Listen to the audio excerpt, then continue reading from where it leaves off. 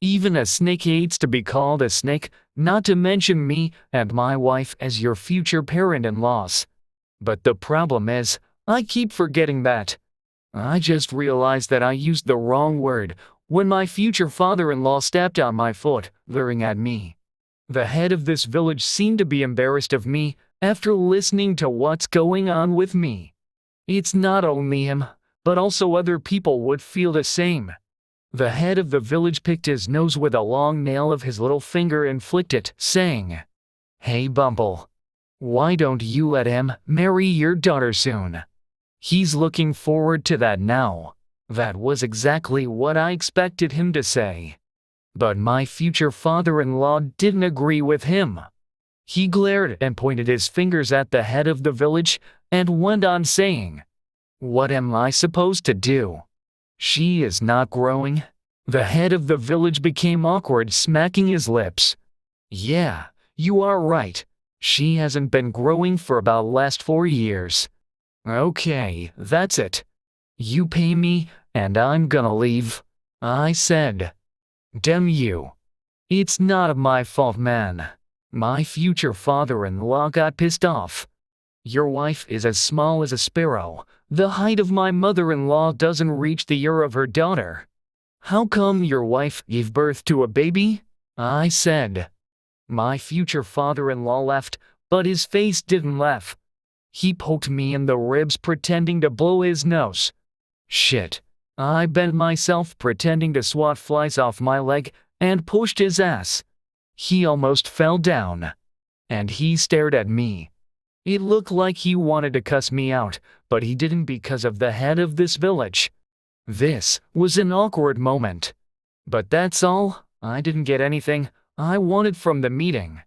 A moment later, my future father-in-law whispered to him, and the head of the village came and talked to me, according to my friend, Mungtae. The head of the village had to be in favor of my future father-in-law because he was tending to 2 patches of rice paddies for my future father-in-law, but I didn't agree with him. "Listen, man. I understand that you want to have your own son before you're too old. But it's not good that you get lazy with your work or just quit and leave him because it's busy farming season. Here's the thing. You can go to in jail for your actions. Damn it. Something's wrong. His influence has reached deep pockets. Remember? The guy who burned the mountains in Asampyeomao was taken into prison the other day. That was his mountain, let alone the rice field of your father-in-law that you would damage. You wanted to go find another work in the public sector to make money, but that never free you from your guilt. Besides, the legal age of marriage is 21. JMSON only turned 16 this year. Nevertheless, your father-in-law told me just before that he would let you marry his daughter this fall. So you better stop complaining and go back to your work now." So I just came back to work in the rice field, as he told me to. Engaging in a fight with my future father-in-law was pretty unexpected. My future father-in-law likes to show off what he's got these days. He became richer than many others in the village, but he didn't come from a high-class family. Money talks. "Now that I became one of the upper classes," he said. He tried to look like a nobleman by forcing out his belly when he walks. He never wants to look stupid because of any trouble relating to farming lands of our landlord. And I don't want to lose a chance to marry his daughter for the same reason either. I shouldn't have gone to my friend M1GTA last night. He made fun of me fighting my future father-in-law in front of the head of this village. "You just let him beat you up," he said. "What am I supposed to do then?" I replied. "Why didn't you throw him to the rice field?" he said, swinging his fist, and hit the room lamp to spill the oil by mistake. He was hot-tempered and asked me to pay for the spilled oil, for God's sake. I was so confused that I couldn't say anything. He continued to say, "Are you just gonna keep working for him for nothing? It took YONGDUK only a year before marriage. Then what about you? You've been working for him for 4 years now. And do you think you have to work for him more? Do you know that you're the third candidate for his future son-in-law? It's none of my business, but that freaks me out, man. You better kill yourself in the well.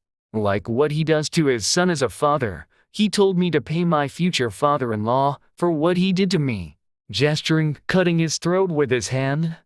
To literally cut his long story short, my future father-in-law has 3 daughters, and the eldest got married in autumn 2 years ago. To be accurate, she was married to one of the guys who worked for her family. My future father-in-law had 14 different guys working for him between the time when his eldest daughter turned 10 and 19. The number was so big that everybody in the village knew that. It's understandable, though, because he has no son to take care of his family farm. He had no choice but to find new guys for his farming until the second eldest daughter became old enough to attract another man. He could have hired farm hands, but that's not good because it'd cost him.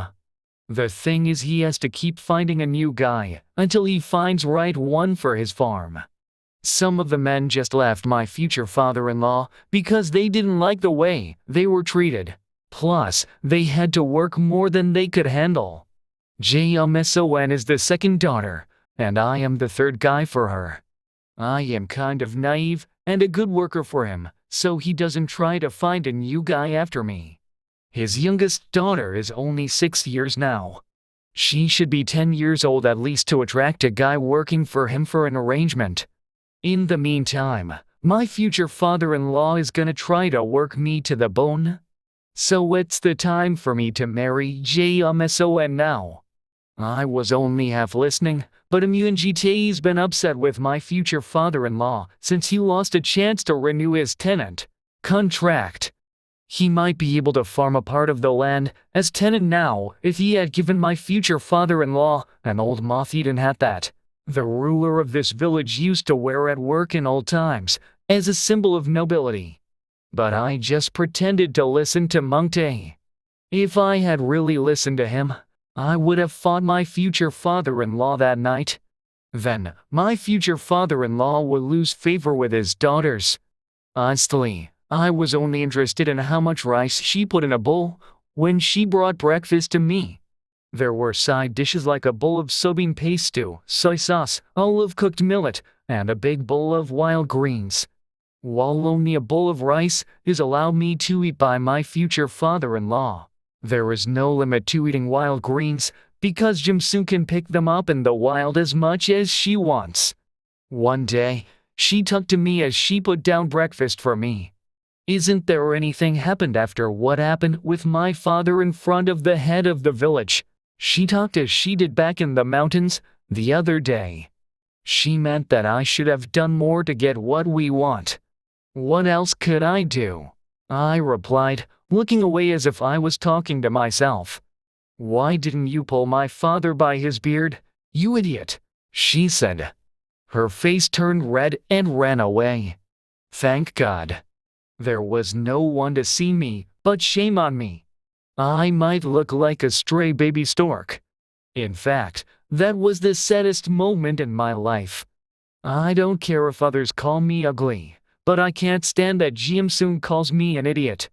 After finishing breakfast, I got out of the house carrying a frame on my back to go to work.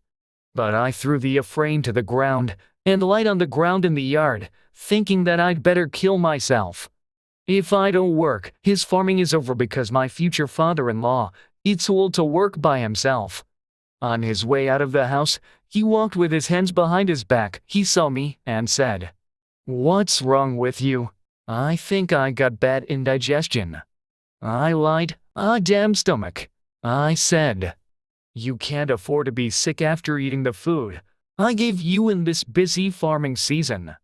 If you are too lazy to work, then you'll be taken to prison. I don't care. I'm too sick. I don't give a shit about being behind bars. I think I'm gonna get the nickname Eat It. But even then, I could get married later. And I can't stand being an idiot father before my son." So I wanted to take action to get his answer today, being his son-in-law or not. He told me to get up and go to work, but I resisted and stayed lying on the ground. He was so pissed off that he went to get a stick and came back. He poked the ground to the side of me with the stick and rolled me over repeatedly like he would roll a stone. When he rolled me, I felt uncomfortable because I ate a lot and my belly was full. But I didn't budge. He started to poke me in my belly and kicked me the side of my body. I knew he's mean, but he really kicked the shit out of me. That hurt, but I could deal with what he did to me. But I sprang to my feet when he slapped me across my face, and I held him by his beard as if I was about to hit him. To be honest, I was not that angry. I did that because Jae-Son was peeping us through the hole in the fence. She didn't like me for what I had done to her father, but this time was different. I tried to fight him back. I didn't throw a punch at him, but yelled at him, holding his beard, so that she could hear. What the? You want to be beaten up? I thought I was doing well because Jae-Son didn't even like her father. My future father-in-law got angrier and struck my shoulder with the stick. I felt faint. A moment later, I lost my temper and pushed him down into the field. You're not gonna let me marry your daughter. You're just gonna shove me around, and that's it. Right. I raised my voice. I hoped to hear him to say, okay, it's time for you to marry her, and then let's finish the fight here. But I was wrong. He climbed up the bank of the field and grabbed me by my leg. His attack caught me off guard. So I panicked and cried, "Oh my God, you my future father-in-law. I'm gonna kill you, you bastard," he cried. "Ah, let me go, please," I cried and swung my arms in the air. Sweat was running down my forehead, and I thought I would be killed soon. At last, he just let me go when I fell. Shit, you don't deserve to be my father-in-law. I was lying down for a while. I found myself shivering. I crawled to him and grabbed him by his leg. That moment, he whacked me over the head and split it open. After what happened, I found the other side of my future father-in-law. He was so good that he took care of my bleeding head. Others would pay and kick me out of their place. But my future father-in-law gave me money and petted me on the back and said, "I promise that you're gonna marry my daughter this fall, so go and plow the patch of beans now." That was so thankful that I almost bursted into tears. I was touched by his unexpected kindness. So I said, "Forgive me, please. I'll never do that again." Then I went straight to the work with a frame on my back. Actually, this is how I was beaten up. I didn't let him go when I grabbed him by his leg. And he cried, "Leave me alone. Let me go. You piece of shit." He was crying, pulling at the air like a chicken caught by a hawk. I grabbed him tightly by his legs to make him fall. He fell down and looked hurt when he was on the ground. So I felt kind of sorry for him at that moment. "Just let the poor old man go, you bitch," he cried. He started to call Jae-Son for help. Jae-Son, help me, help. My future mother-in-law, and Jae-Son came out right away. I thought it's natural that my future mother-in-law helped her husband, but I expected Jae-Son to be different because this was what she wanted from me. But she screamed, "What the hell is going on?" She ran up to me and started cussing. "You bastard! Get away from my dad!" she cried, pulling me by my ear. Her mom pulled me by the other ear and cried. I was so confused by Jae-Son that I became frozen like an ice statue. That was the moment when my future father-in-law started beating me with a stick. I didn't try to protect myself. I just let him hit me. I was just looking at Jae-Son absent-mindedly. Are you happy to make me call myself a poor old man? Huh.